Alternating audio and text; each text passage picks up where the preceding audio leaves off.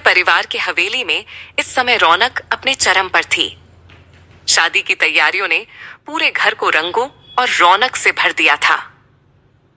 राध्या, जो इस आयोजन की मुख्य संयोजिका थी, अपने कंधों पर सजीव सपनों की जिम्मेदारी उठाए दिन रात मेहनत कर रही थी। राध्या का चेहरा थकान से भरा था, मगर उसकी आंखों में चमक थी, एक कलाकार की चमक, जो हर पल कुछ बेहतर करने की चाहत रखता है।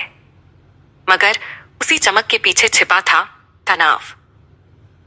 राध्या को एहसास था कि मित्तल परिवार की यह शादी सिर्फ एक सामाजिक रस्म नहीं, बल्कि उसके कॉन्ट्रैक्ट का इम्तिहान है।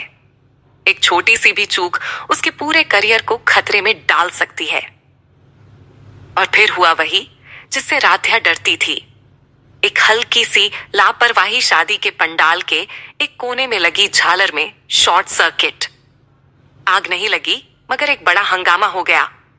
मेहमान डर गए, हलचल मच गई और सारा आरोप सीधे जा गिरा राधिका पर, जो राध्या की टीम की सदस्य थी।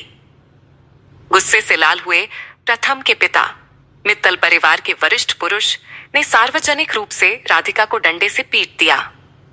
राध्या दौड़ती हुई आई, मगर तब तक दृश्य एक तमाचे जैसा बन चुका था, इंसानियत के मुंह पर।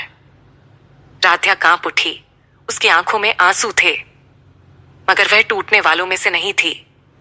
उसने राधिका को सहारा दिया और उसका हाथ थामकर कहा, तुमने जो नहीं किया उसका दर्द तुम क्यों सहो? मैं ये सब ठीक करूंगी। मगर यह सब उसकी आत्मा को झकझोर चुका था। शाम होते होते जब राध्या स्टोर रूम में सामान चेक कर रही थी, तभी उसका फोन बजा। रूही का नाम देखकर वह मुस्कुराई, लेकिन रूही की आवाज में घबराहट थी।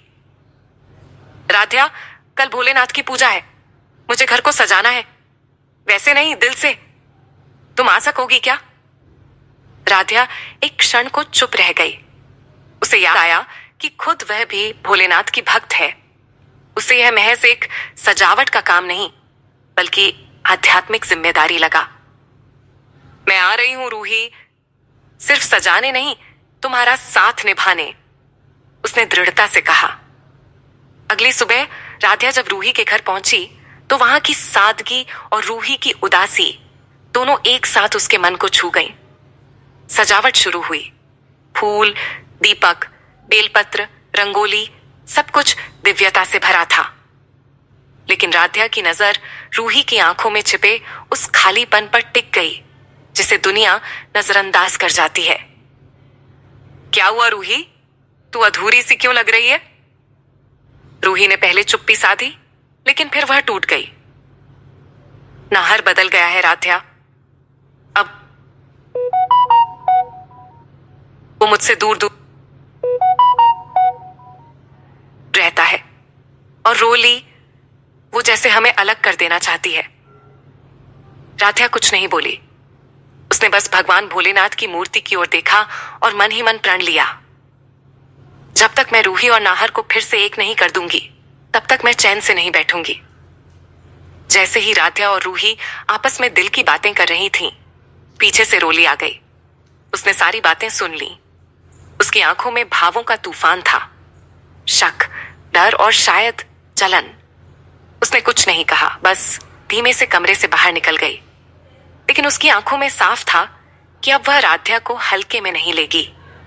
उधर मित्तल भवन में भी कुछ बदलने वाला था। शाम को जैसे ही एक लंबी काली कार हवेली के गेट पर रुकी, सभी की सांसें थम गईं। दिव्यम, मित्तल परिवार का बड़ा बेटा, जो बरसों से विदेश में था, अब लौट आया था। घर का माहौल जैसे पल भर में ठहर गया। प्रथम, उसकी मां, यहां तक कि प्रथम के पिता भी एक क्षण के लिए स्तब्ध रह गए। भैया, प्रथम ने धीमे से कहा। दिव्यम मुस्कुराया, लेकिन उसकी आंखें बता रही थीं कि वह कोई साधारण वापसी नहीं कर रहा। राध्या, जो फूलों का थाल लिए लॉन की सजावट ठीक कर रही थी, तभी दिव्यम सामने से आता है और अचानक टकरा जाता है। थाल गिरता है, फूल बिखर जाते हैं, दोनों की नजरें मिलती हैं। एक क्षण के लिए समय थम जाता है